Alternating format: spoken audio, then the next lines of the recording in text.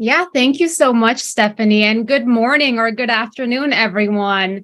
I see some Portuguese speakers, so bom dia, boa tarde, or buenos dias, buenas tardes. It's such a pleasure to be with all of you today. Alastair, good morning to you as well. We are from, as Stephanie mentioned, from The Ready. The Ready, we're a self-managing company. Our tagline is to change the world, the way that the world works. And we do it in a whole host of ways, whether that's working on more adaptive strategy, whether that is working on how meetings work and how they are not working. Oftentimes we hear the tension of death by meetings. We might be rethinking learning. We might also be rethinking the operating system of an organization overall. And also, as a self-managing company, as a future of work consultancy, we also practice what we preach. So we consider ourselves to be a lab for the future of work. And we've been on this journey to evolve our governance structure. So we're going to talk a little bit about that today. I see some of you already putting in the chat the good morning and where are you from. We like to start every presentation, every meeting that we're in with a check-in round. So our check-in round will be in the chat. And that will be, if you don't mind just putting name, where in the world are you and your role, and then how are you arriving today? And as I put the prompt in the chat, Alastair, I'm going to ask you, how are you doing? How are you arriving today? Yeah, thanks, Valerie. I am arriving out of an in-person client workshop, and then I will be arriving back into it once we're done here. So I'm going to do my best to be present here. And so far, so good on that front. But I'm definitely arriving with a couple of different things going on today. How about you? Yeah, thank you for sharing that. I would say I'm feeling this is the start of my morning, so I'm feeling energized. I'm feeling excited to be with all of you. So I'm feeling full of sunshine right now. That's how I'm arriving today. Cool. And I see some comments in the chat, arriving excited, arriving with a growth mindset. Thank you so much for sharing and a little bit about yourselves in the chat. Encourage you to do that. So cool. Well, Alastair, I'm going to go ahead and share my screen, and then I'm going to invite you to talk about how this all started and the journey that we've been on. So let me go ahead and do that. Okay, and share screen.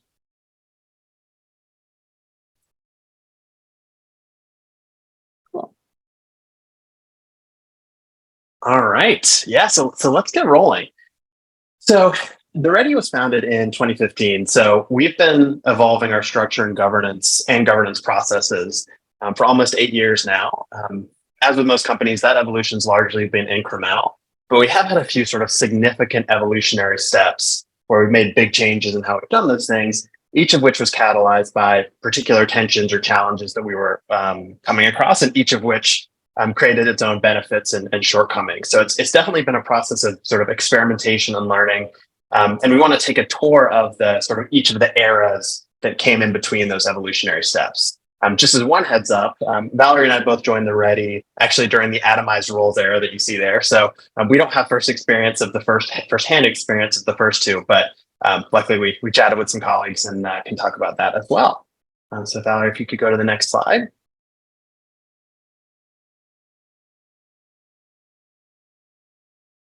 Awesome.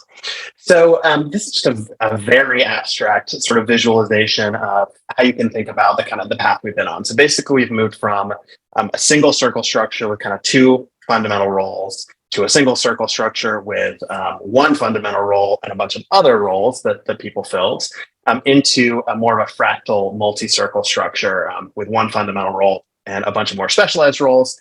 Don't try to read too much into this. It, like all models, is wrong. And it's up in the air whether it's even useful, but thought we would give you a little visualization to kick us off. You could go to the next slide, Valerie. So starting with the core and network eras, the primary problem that we were trying to solve with the structure was scaling a consulting business with limited risk. And in particular, the risk we were concerned about was hiring people into the business and then not having enough work for everyone and ending up in a tough situation. We also wanted to be able to scale, but keep governance truly participatory. So at this point, we had two kinds of members: core members who were full-time, basically full-time salaried employees, and then network members who were sort of more loosely coupled, had more of a contractor relationship.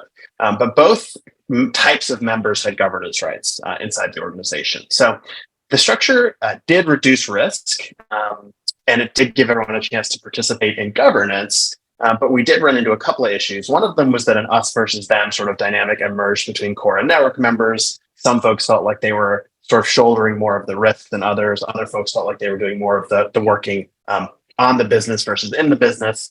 And it also became difficult to move governance proposals forward, given the single container structure and the way that we were doing governance live. So we ran into some issues there, which took us to our next era,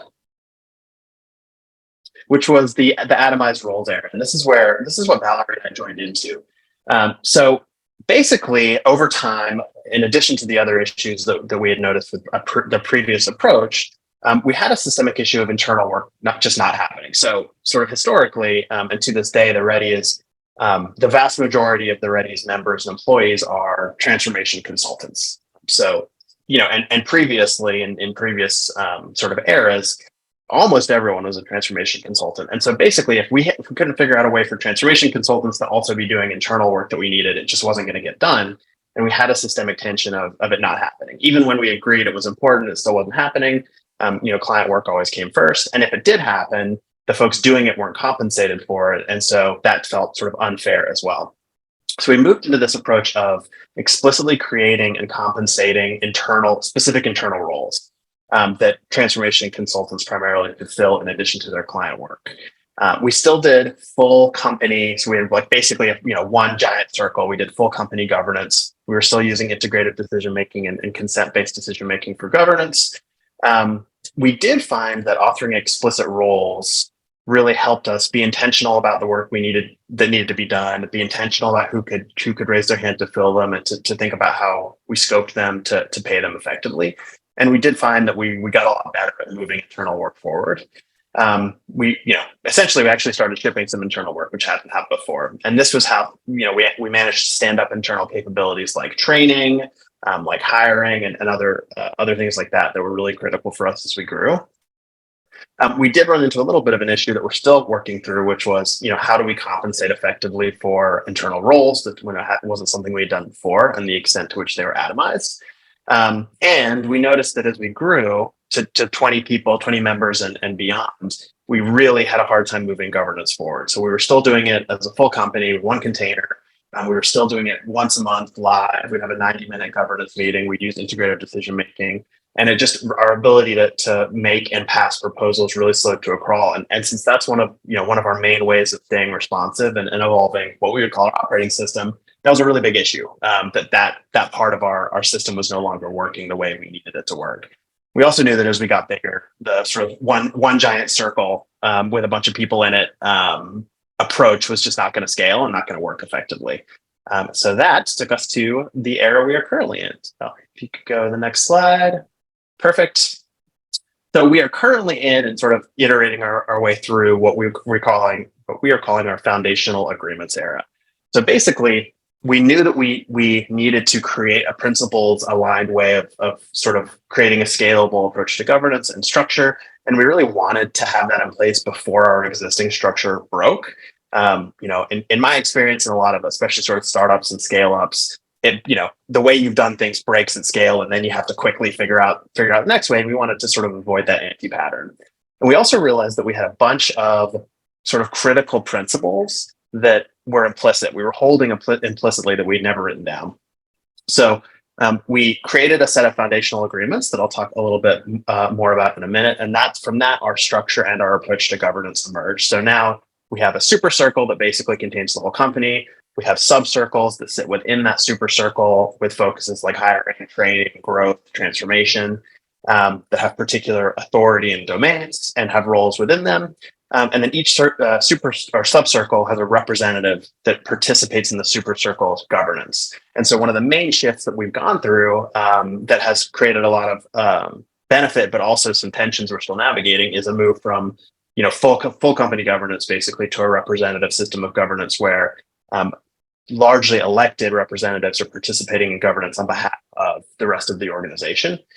So this has allowed us to continue to be participatory, responsive, and scalable in a way that our previous approach wasn't.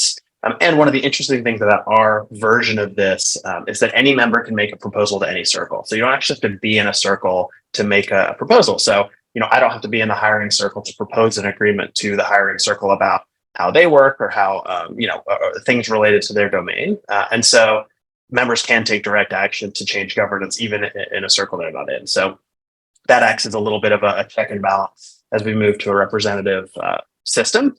And we have successfully enabled members to organize their own internal work more effectively. And so we've really seen some of those benefits there. On the other hand, we've definitely run into some tensions moving to a representative system. There are concerns about where power is or isn't distributed, how effectively representation is happening, feelings of frustration about not feeling as involved as people were before. And we haven't figured out really how to enable, even though our formal authority is equally distributed, we have not figured out a way of helping all members sort of benefit and use that authority equitably, regardless of their identity. So that's something we're really still trying to figure out and work through. So Valeria's going to talk more about what we've learned in this area in just a minute. But first, I want to talk quickly about how we made this particular evolutionary step. All right, Valerie, if you could go to the next slide.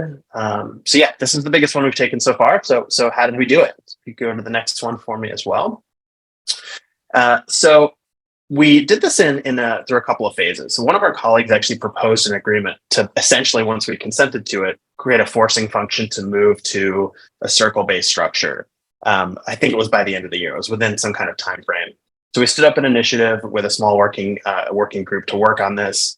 We started by looking at constitutions, operating systems, foundational agreements from places that we have taken inspiration. So Holacracy, Sociocracy, Beyond Budgeting, Rendon Heyi, Beta Codex, Morningstar, places like that, and then sort of introducing our own thinking and our own development in that space into those conversations. And so we ended up developing an initial set of foundational agreements that we felt would serve the ready in the present and allow us to sort of effectively grow into the future. And then we adopted them. So we adopted them and we started living into them and grappling with the implications, standing up circles, electing representatives, switching to representative participatory governance. We've been improving it and evolving it ever since, and it's definitely still not perfect. All right, next slide, Valerie, please. Awesome. The last thing I just want to kind of share with you all is what was our starting set of foundational agreements. So we've added to this list since then, and Valerie will talk more about that. But this was the set of agreements we started with. They're broken out into individual agreements sort of for clarity and to put them more into bite-sized pieces, but they are very much intended and were designed to act as a coherent whole from which our structure and approach to governance and other things can emerge. So just to run through kind of what each of these is about quickly. Purpose, shockingly, our organizational purpose. The principle of autonomy is about having a constraint-based system versus a permission-based system and about how authority is distributed. The principle of agreements is about how we govern and run the business through making agreements. Principle of circles is about how we structure ourselves. Principle of marketplaces is about how money flows through the organization. The principle of teaming is about how we organize our own work when we don't need to change our formal structure in order to do that. So project teams to deliver client work, for example. The principle of consent lays out how we make agreements and that we make agreements using consent and what consent means to us. And then finally, the principle of roles lays out what roles are, how they're formed, how they're filled, and that they're sort of the smallest unit of individuals being able to participate in the system. So those were our starting set. And with that, Valerie, I'll let you take over and talk about where we're at today. Yeah, thank you so much, Alastair. I certainly remember those days. I think when you and I first started at the Ready, of everyone, you had 20-something people in a Zoom meeting for an hour and a half, trying to get through as many proposals as possible. And if we were really effective at our job, we maybe got through 3 proposals, which meant that the rest had to go on to the next day. So let's talk about where we are keeping today at the ready. So I would say we're still very much, as Alastair mentioned, in that spirit of experimentation. We're here to share our story, but by no means do we have the answers or have everything figured out. I think one of the big learnings from this experiment, this latest iteration of our governance structure, is that we've been able to more quickly, as Alastair mentioned, address some of the tensions. You have more robust governance. We now have over 120 agreements. We use this agreement system called Murmur, and so that's where they're all housed. And so we have that, and we have a circle structure. The other thing is that as we are evolving as a company, also realizing that there are different principles, new principles that we needed to add to our foundational set of agreements and principles. And that was the principle of operating globally. We are not just a US-based company. We do have members who are in Europe. And so as we're now no longer in this one big Zoom room, but we are now operating in circles, the principle of making sure that we keep a global perspective in mind, that when possible, that there is regional diversity representation in that meeting or when a decision is being made. So that was critical. Then also the principle of equity, making sure that our decisions are something that will benefit the system and all members and not necessarily harm them. And one that's not on here, that's also become very important for us at the Ready, is the principle of transparency, making sure that because it can seem like all these circles are now working and we might not know what's going on, how might we default to transparency as a system, meaning not only in terms of the tools that we use, but also the information that we share? How might we work in public more so that we are all kept abreast of the work and the progress of the circles?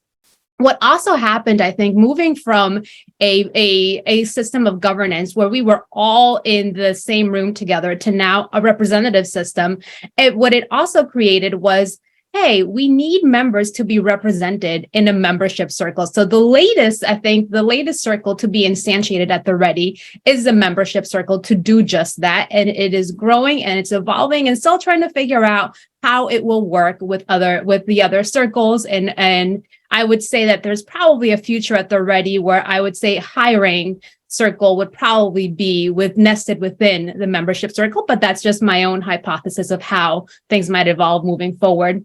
And then we used to have just one person taking the work of justice, equity, diversity, and inclusion, realizing that in this new governance structure, it can't just be the work of one person. So now there's a circle that holds all this work.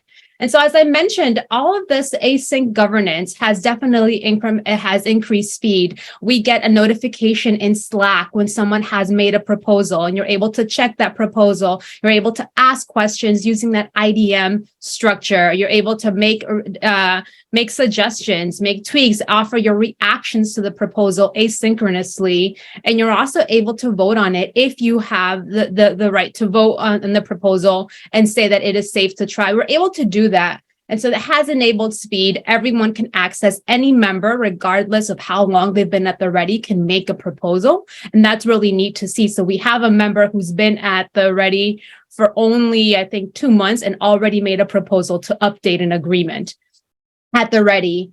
And while there's all this goodness, I also have to talk about what's also a been challenging about the Ready. We can't just, as a system, be fully async. And I think that we're learning our way through that, meaning that there are some agreements that are, in fact, maybe require or benefit from having a conversation about it, especially those that tend to be sensitive topics like compensation, for example, or utilization agreement are things that we're learning. There needs to be a space for that. And now that there's a membership circle, I think the membership steward, that person who is at the helm and is stewarding that work, is creating those spaces to do just that.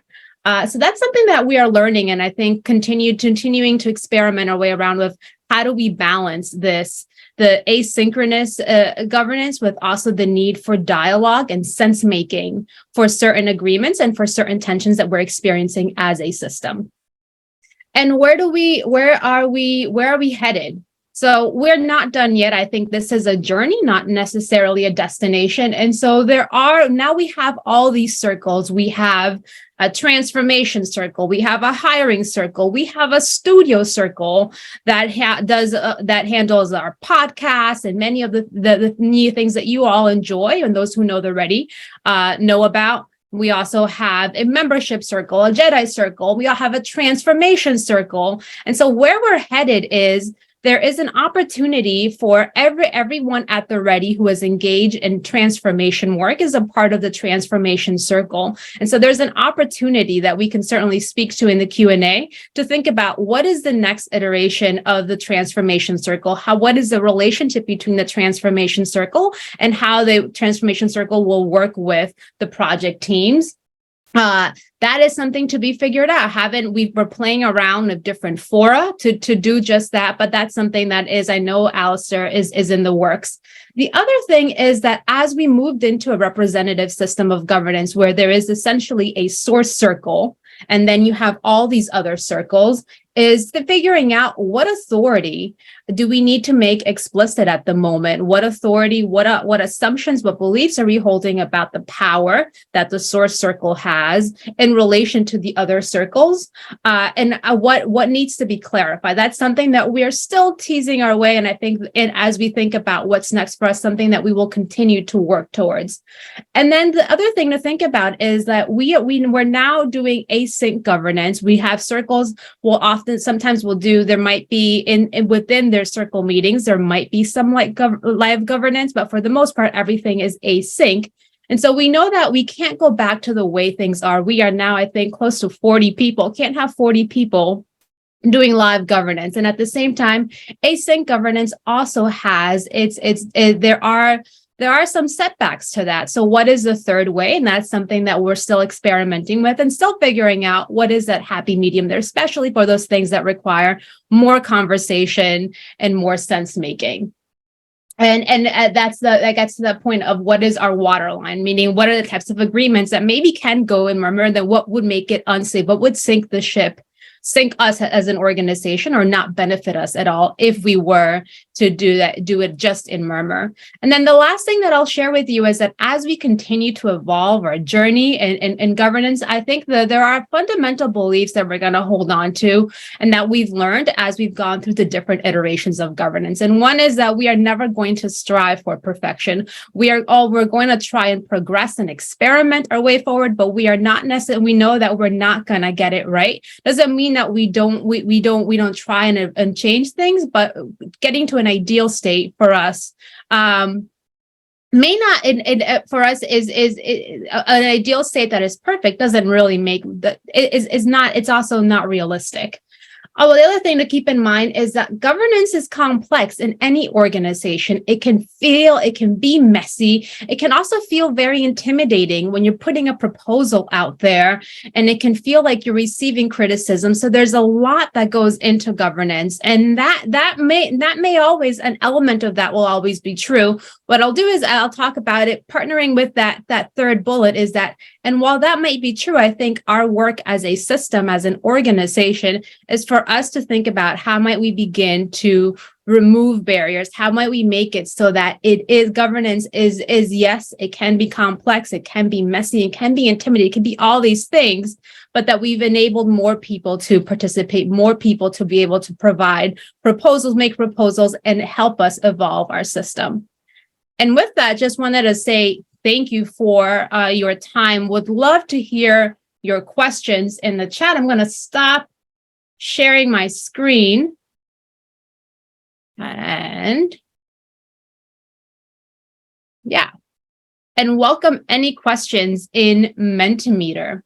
I know that we shared a whole lot of information with you, so I'd love it as just to get you get everyone warmed up. Get in the chat. Give us 1 to 3 words. How is this all landing with you right now? We shared our journey, shared where we're at, where we might be headed. How is this all landing with you? Give us 1 to 3 words in the chat. And then it's Stephanie, I'm going to pass it to you to do questions.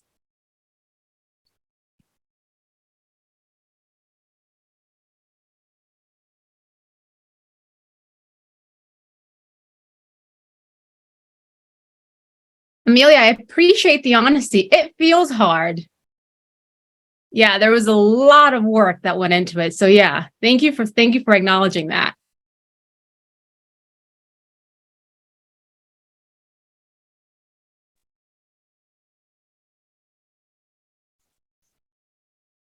And it all so thanks. It also feels like it's never done, right? That's a little bit what I took out of your story. You're working on it, you're making progress, and you still see things that we're still working on. So it's interesting. Absolutely.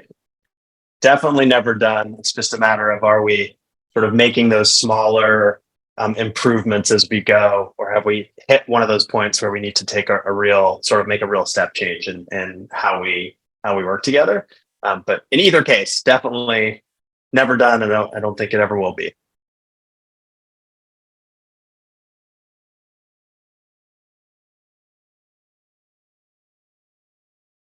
Well, thank you both. There's lots of great questions bubbling in the Mentimeter. So are you ready? Sure. Are you ready at the ready? So yeah, and just a note, even if you don't have questions, you can vote on them in the Mentimeter. So we can rise to the top and be answered. So one that is here is around, how do you link roles, responsibilities, and salary? Valerie, you want to take that one? You want me to take it? Yeah, I mean, how about we take it together, Alastair?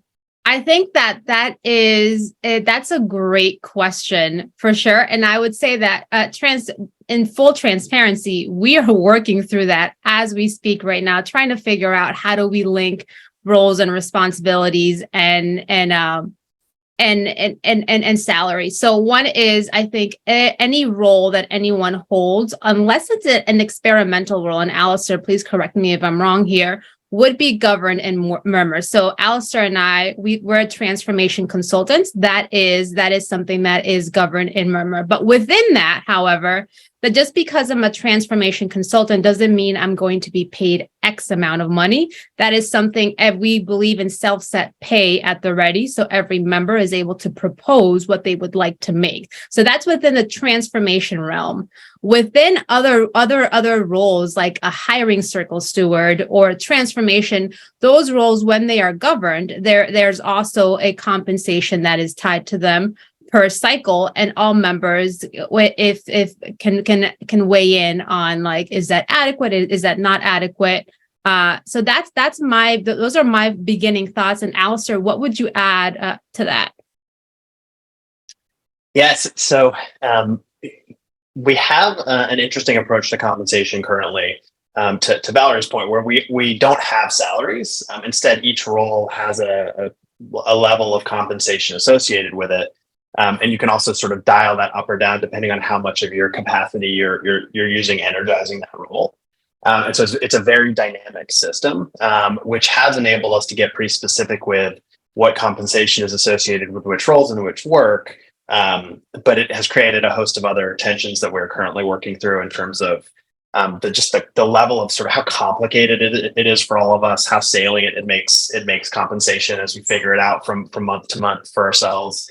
And other things. So we're working through that. But that's been our approach so far, is to actually atomize compensation as well as atomizing the roles.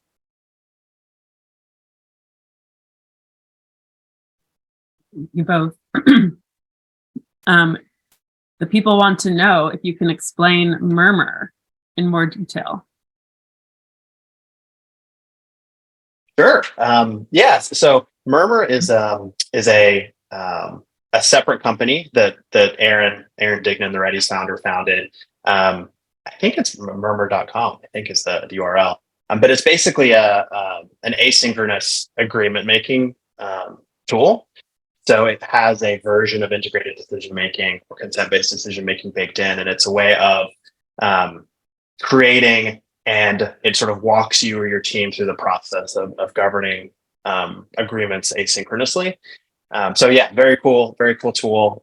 Check it out. But we use it at the Ready currently for all our agreement making.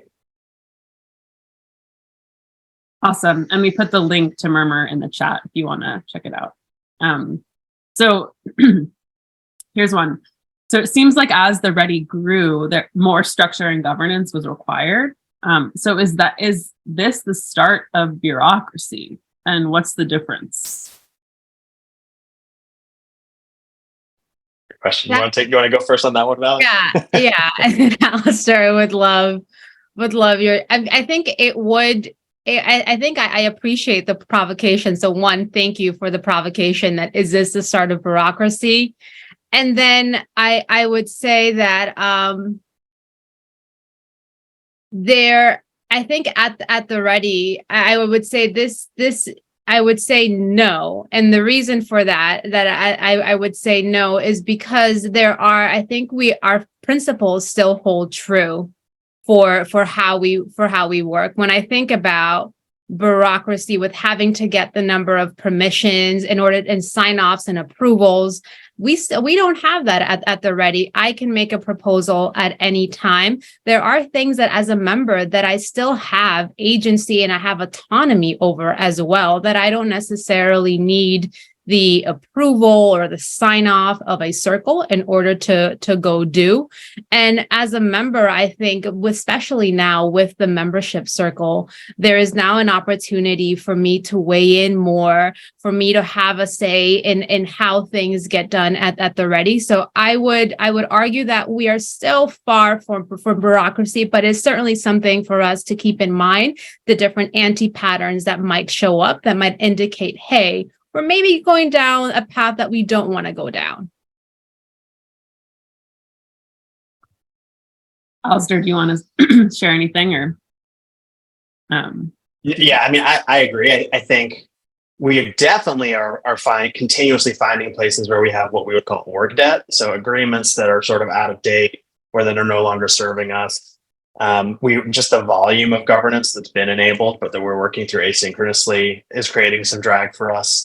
Because we're still a constraint-based system, meaning you can do what you think is best to energize your role unless there's a constraint versus you can only do what you've been given permission to do. I think that really helps us not build up too much bureaucracy, but we're definitely grappling with sort of a new flavor of organizational debt as we've enabled faster and more distributed agreement making and as we scale. Awesome. And so I think you mentioned that there were 120 agreements. Is that right? Yeah. So does every member have to read them and like weigh in and keep up on their status to keep things functioning? Or how does this work in practice? And share more about the agreement system.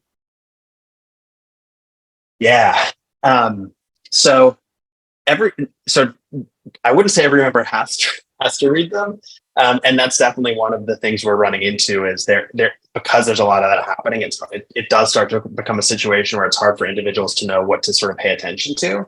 When people join the system, we help them figure out which ones are most important to read. So our foundational agreements, for example, anything around the roles or circles they're inside of is important for them to be aware of. But then there are other agreements that you may not need to be aware of unless it's it's coming up against your work. So for example, if you're not hiring, you don't need to hire. Involved in hiring, you may not need to know what the agreements are within the hiring circle, for example. And so it is a challenge because there's so much of it. I don't think everyone feels like they know exactly where to pay attention. But we're trying to work on helping people figure out where to look. And we do have Murmur has an integration with Slack. So anytime there's an agreement that's passed, we have a governance channel. So there's a way of kind of keeping up with it, but that's definitely a challenge we're currently finding. Yeah.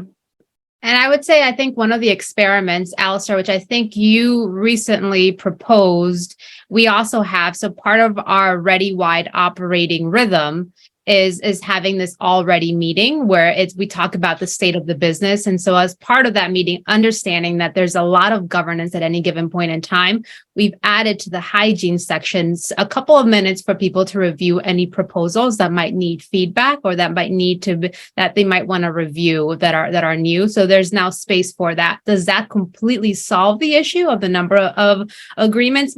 Probably not, but it's a step in heightening our awareness to, hey, there's an opportunity to go into Murmur and check out this agreement. And agreements are not consensus based. They are consent based. And so that they need, and that as far as the decision rights, that would depend on, there are times whoever makes the proposal, whoever makes a proposal to the system ultimately gets to decide who they'd like to get feedback, or they would like to weigh in. If it's something that relates specifically to a circle that a circle has authority on, then that circle would have consent, and they would need to deem it safe to try for that proposal to be made into an agreement.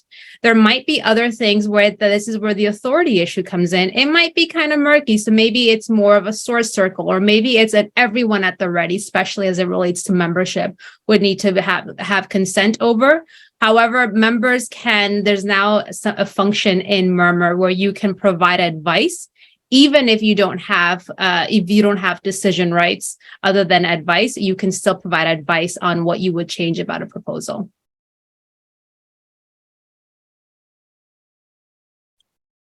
So if someone wanted to start experimenting with governance, this type of governance process, where would they begin? I think, like, similar to what we would tell a lot of clients, I think it begins, one of my favorite recommendations to clients is to start with a retro and to really surface awareness of what are the presenting tensions and why are they happening before we decide we're going to do XYZ. Let's start with what is the problem at hand? What is the opportunity at hand? And then based on that, I think we would, what I would advise is then, what is truly is it the size, the number of people that are weighing into governance? Is it more about, we're not really clear? Does everyone need to weigh in? Does everyone need to consent to this? Then that opens up different possibilities and different types of experiments that you can try. That's the first thing that comes to mind. Alastair, what would you add to that? Yeah, I mean, I think with almost anything, our answer tends to be, try it as an experiment. So figure out a container in which you can start to experiment with participatory governance, or making proposals, making agreements using consent. It can be really helpful to have someone who has positional authority to sort of distribute that authority into a team. So, for example, if you have a conventional team structure that has a team lead, if that team lead says, I have the authority to make decisions on behalf of the team, but what I want to do for the next month is basically say, I'm going to distribute that into the team, and we're going to make those decisions using consent, or we're going to make decisions about how we work together using proposals and agreements and consent. And we'll see what we notice about what that does for us. Is usually a good place to start before you worry about scaling it or anything like that.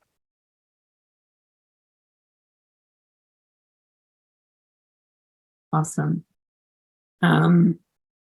There's curiosity around like the financial side of the business.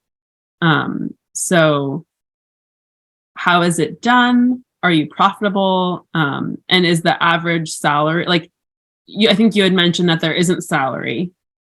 So is there a process to make sure that everything, that everyone's meeting their needs, or it's satisfactory for the team? Or is that kind of up to each person to navigate? A lot of questions in there, but just feel free to go with what feels most resonant for you. Yeah, I mean, it's another great question. It's still definitely something we haven't fully figured out, because essentially we steer as a system. So we have fully transparent financials, from full company financials all the way down to individual compensation, client projects, P&Ls, all of that stuff is completely transparent to the company. One thing we are currently working on is making that information more accessible and sort of real time to steer more effectively. Right now, there's some of it you kind of have to go digging for. You have to ask someone in a finance role to sort of run the numbers for you. It's not readily available, which makes steering a little bit more difficult. But it is sort of, we have this awareness at a whole system level and even at a circle level in terms of what we're spending and things like that. And then that, we are continuously trying to figure out how to help that trickle down to the individual decision-making level in a way that feels effective, so that is mutually beneficial from a compensation perspective for the individual and the organization and things like that, where we're getting equitable, results in terms of compensation distribution and all of that stuff. And so it's definitely still a work in progress, but it shows up in terms of seeing the broad patterns as a whole company, and then having conversations in different areas about, what does this mean for what we charge? What does this mean for how we pay ourselves? What does this mean for what we spend on things like our internal retreats?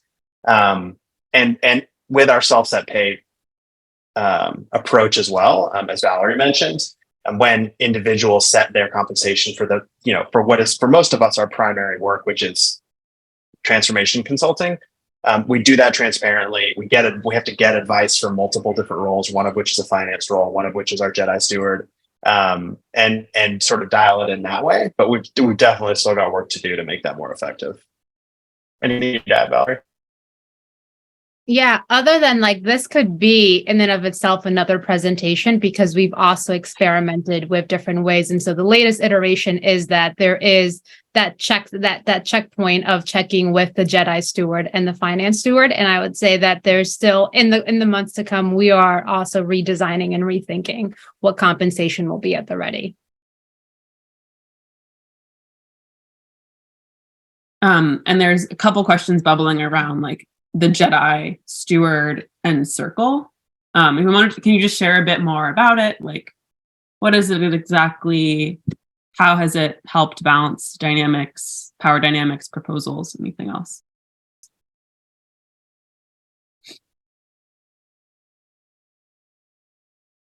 Well, I'm not as involved with the Jedi work, so I wouldn't be able to speak on it as much. However, I do know that even in the latest iteration of our governance structure, the Jedi steward was on that team and was making sure that in the design and the principles that equity and justice were embedded in that work, so that there would be no harm done when we're thinking about moving into a representative system of governance. And then I believe that the role of the Jedi steward, now a circle, is how do we make the work in project teams? How do we make our work at the ready also have an equity lens, so that it's not separate from, but that it is part of the work, part of the fabric of the ready.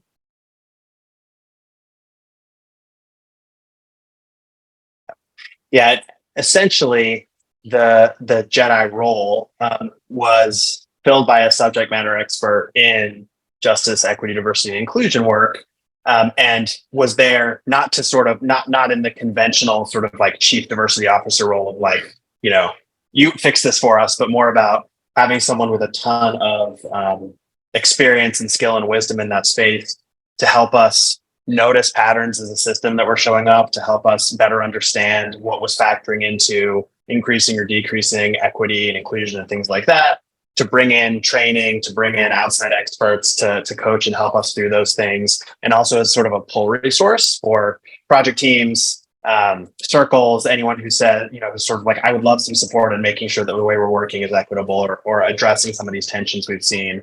Can you come help us out with that? So that was, as I said, that was a role. And now as that work has sort of grown and matured inside the Ready, that person has now spun up a circle to distribute some of that work into more specialized roles, to continue kind of carrying that forward for us.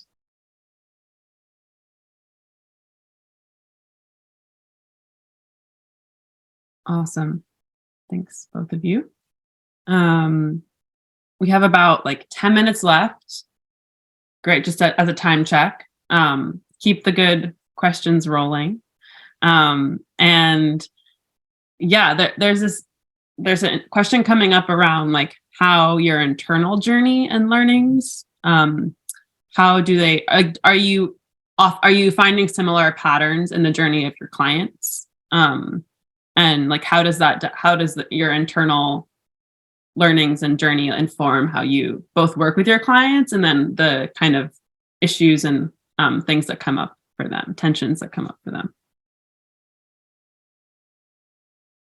Yeah, I think absolutely. And it's always really interesting for us I think it shows up in a couple of ways. One is we try really hard to sort of take our own medicine, and we try to, and we even use the frame of, if we were our own client, what would we advise us? What would we point out to ourselves? Things like that. And so we do think of ourselves as sort of trying to be a little bit of a laboratory and push some of these things forward and experiment with them.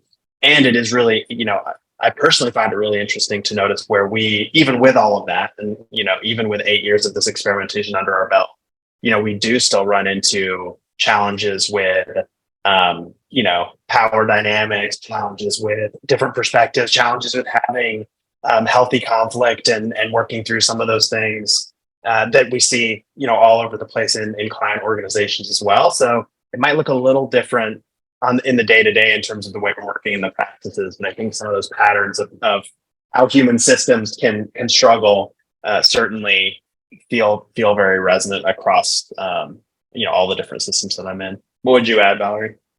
Yeah, I think so. And I think about it from a couple of different perspectives. One is when I'm engaged in client work, I think, and I'm working on a project team, it is very easy to be sucked into that client environment and then the number of meetings. And so very quickly for our own ways of working, as we're trying to disrupt the way that they're working, to also begin to reflect the way that the client is behaving. And that's something for us to continue to challenge and to probe more and as we work in partnership with the client. So I think there's one aspect of that.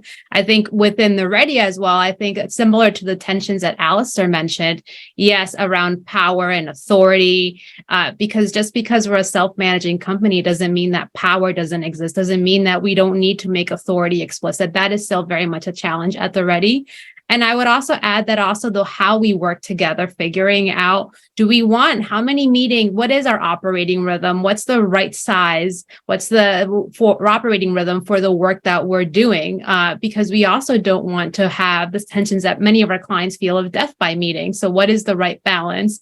How much information do we want to share? What's our communications agreement around how we use Slack, when we use Slack? What's the difference between wanting to have the system to be transparent while also wanting to maintain there are some things that require privacy, and how do we navigate that? I think very much of the tensions that we feel, I would say that I also see similar things in the clients that we work with. Awesome. This is another question around internal governance, but how do you guys do your election process for the representatives? And is there like a term length? Is that standard? Is that unique for each role? Like, for example, I know Alastair, you steward the transformation circle, so maybe you could share a bit about that too. But yeah, around election process. Sure. Yeah. Valerie, you wanna go first, and I can go after? Yeah. I would say that's also something we've been using, modeling some of the elections on the work of sociocracy, so that in many of the circles I know, and Alastair can speak more on the transformation circle process, they're engaging that. And what I mean by that is that they'll call for nominations, and that person there will be an open call for nominations. Then we'll talk about why that person is good. Then we'll create a list of qualifications together. Actually, that would be the first step. Create a list of qualifications of what's needed in this role. Then we get consent on are these the right size of qualification? Are these the right qualifications? Then we'll call for nominations. And I think the only difference is that a person can object to being nominated, but then we work that objection out in the sociocratic method and try to integrate. If there's a change that needs to happen in the qualification, we'll make the modification to the qualification. That's at a very, very high level, 40,000 foot, how it works. And I know that within project teams, we've used that to elect stewards within the work that we do. But Alastair, you can speak more on the work of Transformation Circle, because we are very much now entering an election process within the Transformation Circle, I believe. Yeah, exactly. We basically use a very lightly modified sociocratic election process. And and that's another thing we're experimenting through, especially in terms of how, if there's a smaller circle that's electing someone into a role, and they're the ones that sort of do that final election process of really nominating people and consenting to someone being nominated. There might be people outside of that circle who would be a great fit. So getting better at sharing qualifications, giving people a chance to share nominations asynchronously, things like that, we're dialing in. We haven't historically had sort of set term limits. We've only been using this system for about a year, maybe a little bit more than a year. Having said that, we have implicitly had sort of about a year in mind. And we actually go too much into the weeds here. We have a default role charter for circle stewards. So anytime there's a circle that needs a steward, that role has some default responsibilities, decision rights. And part of that we've now added is defaulting to a 12-month term. So I'm actually just about at a year in the transformation circle steward role. So we're going to be doing an election for that role shortly. And we are trying to sort of be on a year for most of those roles. Some of them turn over more quickly, just depending on the work.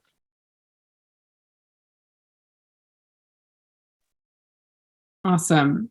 And related to all of this, like there's such dynamic active governance. So how do you guys keep track of all the changes? I guess this is both like a technical question, but also like a living systems question. Like, is there a method to the madness?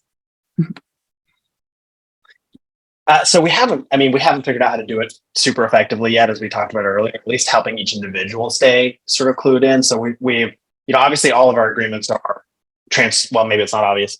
All of our agreements are basically transparent to the whole company. So you can go in, and even if you're not in a circle or a team or whatever, you can look at their agreements. And we do have a sort of like a Slack channel that's a running list of new agreements that are proposed and consented to and things like that. One gap we did notice, and Murmur is sort of a relatively new tool, I think this will be an actual functionality in the future, is that we were missing context about why an agreement was proposed, and also if it was changed, why it was changed. So we actually have an agreement that has a template that's like a context template. So anytime you make a proposal, you include like, what's the tension you're trying to solve? What are facts? What are some assumptions? What's your hypothesis about what this is going to mean? What are the Jedi implications? Things like that. And that stays with the agreement. And then if it gets changed, you go in and it's like a little bit of a change log. So we're hacking it a little bit to sort of have that context live with the agreements. But hopefully that'll actually be a built-in feature of Murmur in the nearest future. Awesome. So we're coming up against the end of our time. I'm going to ask one more question because I think it's really juicy one. And then we will transition to spatial chat to kind of just synthesize and debrief, relax.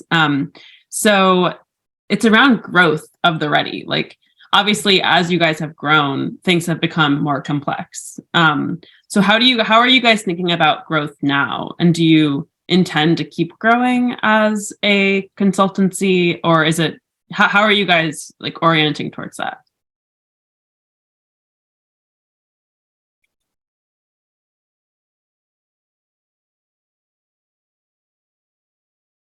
Valerie, any initial thoughts? Yeah, I think it is something we also have and Alastair, you can correct me on this, a newly instantiated growth circle that lives within the transformation circle. That is always thinking about what is the future of the company, what are the different opportunities that we can go after. So I think the ready as a consultancy, if the tagline is to change how the world works, I think that also implies that growth will be a part of that. Now, that's philosophically. I think right now, whether the ready plans to continue to grow, I think that we're always looking to expand our footprint. We're always looking for ways to make an impact. But we're also beginning to realize that there are many different ways that we can make an impact that may not. So one way is transformation consulting, which is the work that we do. Other ways that we can do that is also by creating learning spaces like the Brave New Work Fundamentals course that allows us to teach our content to a wider audience. So I think we can think about growth in different ways. And that's what we're beginning to do as well as a company. And that might mean, I think where we're at as a company is that, yes, we might bring on more transformation consultants, but we might also require the expertise of SMEs, of subject matter experts who are knowledgeable about instructional design, who are knowledgeable about all the different areas that will help us reach a wider audience, that we've been able to make an even deeper impact in the work that we're hoping to do. Thank you both so much for all that you've shared and taking time out of your busy lives to share your story about the Ready, and for all of you to listen and ask awesome questions. Hope to see you in spatial chat and at future sessions in the conference. Awesome. Thanks.